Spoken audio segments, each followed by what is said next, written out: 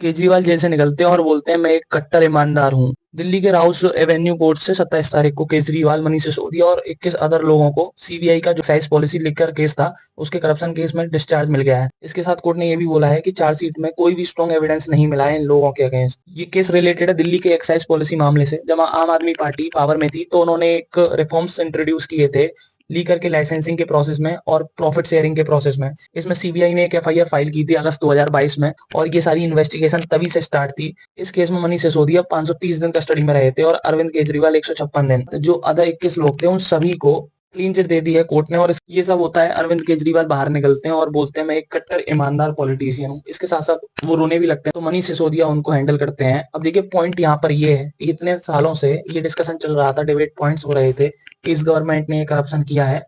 अब यहाँ पर कोर्ट इनको क्लीन चिट दे देता है। अब ये बताइए कि जो आम लोग इस पूरे केस को नोटिस कर रहे थे, उनके माइंड में क्वेश्चन ये होगा कि जब दिल्ली के डिप्टी सीएम और दिल्ली के सीएम जेल में जा सकते हैं बिना किसी रीजन के, तो हम जैसा आम इंसान की तो क्या ही हैसियत है। और ये केस जो भी इन्वेस्टिगेटिंग एजेंसीज हैं उनकी वर्किंग पे भी क्वेश्चन रेज करता है। इस देश में कुछ परसेंट लोग जो ईमानदारी से रहते हैं और देश के लिए कुछ करने की चाह रखते हैं, ऐसे केसेस को देख के और डिसीजंस को देख के उनके दिल में कहीं ना कहीं ये बात आती है कि हम कर ही क्या रहे हैं। और देखिए वैसे भी इस देश में ये कंडीशन बनी हुई है कि अगर कोई राइट पाथ पे चल रहा है तो उसको डाउन करने वाले लोग बहुत हैं। फिर ऐसी न्यूज जब हाईलाइट होती हैं तो जो डाउन करने वाले लोग हैं उकसाते हुए बोलते हैं कि देखो ये है रियल पॉइंट। इस देश में ऐसे ही होता है। पंजाब के सीएम भगवत मान ने इस डिसीजन का सपोर्ट किया है। साथ ही साथ अखिलेश यादव और महबूबा मुफ्ती ने भी बीजेपी को क्रिटिसाइज किया है और बोला है कि ये मिसयूज कर रहे हैं इंस्टीट्यूशनल बॉडीज का। हालांकि कोर्ट को लगा कि सीबीआई के जो इन्वेस्टिगेटिंग ऑफिसर थे उन्होंने सही से जांच नहीं करी है, इसलिए जज ने कहा है कि ऑफिस के डिपार्टमेंट के अंदर ही अलग से जांच हो।